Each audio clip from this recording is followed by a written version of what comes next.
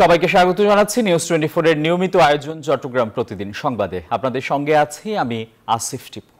ভারতের সাথে সমস্ত সমঝোতা স্মারক দেশের স্বার্থেই করা হয়েছে, কানেক্টিভিটি বাড়ানোর জন্য এই সমঝোতা স্মারক। কিন্তু বিএনপি জনগণের কাছে চুক্তি স্বাক্ষরিত হয়েছে বলে বিভ্রান্তি সৃষ্টি করছে, এমন মন্তব্য করেছেন পররাষ্ট্রমন্ত্রী ডক্টর হাসান মাহমুদ। দুপুরে চট্টগ্রাম দক্ষিণ জেলা আওয়ামী লীগ আয়োজিত আওয়ামী লীগ ও বঙ্গবন্ধু শীর্ষক সেমিনারে প্রধান অতিথির বক্তব্যে ডক্টর হাসান মাহমুদ এমন মন্তব্য করেন। বলেন, বিএনপি নেতারা চুক্তি এবং সমঝোতা স্মারকের মধ্যে পার্থক্য না বুঝে আবল তাবল বকছে। বিএনপি কিছু পেলেই সমালোচনা করে জনগণের মাঝে বিভ্রান্তি সৃষ্টি করে।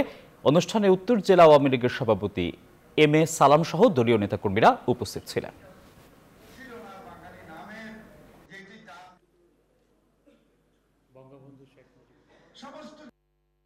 ভারতে কিছু সমঝোতা স্মারক স্বাক্ষরিত হয়েছে ভারতের সাথে, কিছু সমঝোতা স্মারক নবায়ন করা হয়েছে, কোনো চুক্তি কিন্তু স্বাক্ষরিত হয়নি।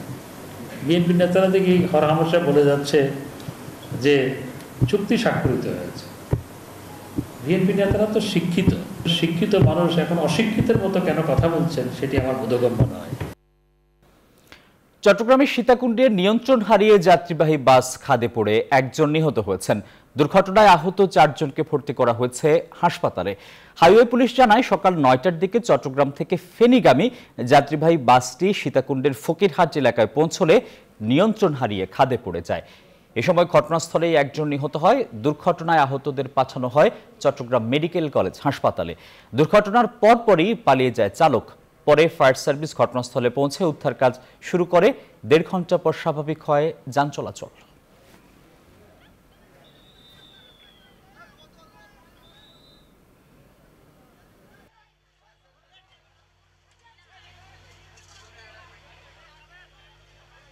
চট্টগ্রাম প্রতিদিন সংবাদে এবারে বিরতি, আমাদের সঙ্গেই থাকুন। আবারও স্বাগত, দেখছেন নিউজ 24 চট্টগ্রাম প্রতিদিন সংবাদ। আগামী 7 জুলাই জগন্নাথ দেবের রথযাত্রার দিন এইচএসসি পরীক্ষার সূচি পরিবর্তন করার দাবি জানিয়েছে সনাতনী বিভিন্ন সংগঠনের নেতৃবৃন্দ। সকালে চট্টগ্রামের ইসকন প্রবর্তক শ্রীকৃষ্ণ মন্দির প্রাঙ্গণে রথযাত্রার সংবাদ সম্মেলন থেকে এই দাবি জানানো হয়। পাশাপাশি রথযাত্রার দিন সরকারি ছুটি সহ 9 দফা দাবি জানানো হয়। এছাড়া সকল অনৈক্য, পারস্পরিক ঘৃণা ও সহিংসতা থেকে মুক্ত থেকে সুখী সমৃদ্ধ দেশ গড়ে তুলতে সবাইকে ঐক্যবদ্ধ হওয়ার আহ্বানও জানান বক্তারা। বিএনপি চেয়ারপারসন বেগম খালেদা জিয়ার মুক্তি, তারেক জিয়ার বিরুদ্ধে মামলা প্রত্যাহার, গণতন্ত্র ভোটাধিকার আদায়ের লক্ষ্যে ফেনীতে জেলা কৃষক দলের মতবিনিময় সভা হয়েছে। এতে প্রধান অতিথির বক্তব্য রাখেন কেন্দ্রীয় কৃষক দলের সভাপতি কৃষিবিদ হাসান জাফরিন তুহিন। এ সময় তিনি সরকারের সমালোচনা করে দেশের গণতন্ত্র পুনরুদ্ধারে সকল নেতাকর্মীকে ঐক্যবদ্ধ হওয়ার আহ্বান জানান।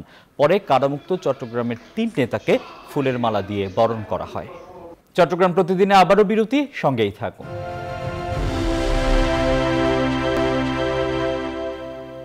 আবারও স্বাগত, দেখছেন চট্টগ্রাম প্রতিদিন সংবাদ। বৌদ্ধ পূর্ণিমা উপলক্ষে খাগড়াছড়ির 84টি বৌদ্ধ বিহারে 15 লাখ টাকা অনুদান দেওয়া হয়েছে। শুক্রবার বিকেলে জেলা সদর ক্ষুদ্র নৃগোষ্ঠী সাংস্কৃতিক ইনস্টিটিউটের অডিটোরিয়ামে এই অনুদানের চেক বিতরণ করা হয়। প্রধানমন্ত্রী ত্রাণ ও কল্যাণ তহবিল এবং বৌদ্ধ ধর্মীয় কল্যাণ ট্রাস্টের নিজস্ব তহবিল থেকে এসব অনুদান দেয়া হয়। এ ছিল চট্টগ্রাম প্রতিদিন সংবাদে, সবাইকে ধন্যবাদ।